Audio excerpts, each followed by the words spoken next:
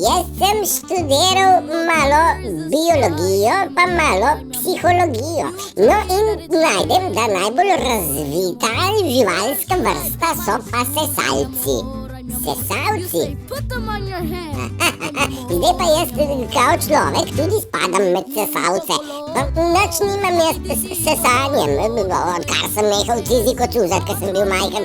Ampak opažam pa, da je na tem svetu res mnogo, ampak res mnogo sesalcev, ki pa niso najbolj inteligentni in niso najbolj razviti, so pa najbolj razširjeni. Torej, sesalci dobre volje, življenjske, deviške in božanske energije, vse kreativnosti in vsega lepega. Evo ti ga, to so narcisi, so sesalci, drži, ampak niso najbolj razvita človeška vrsta ali pa živalska vrsta.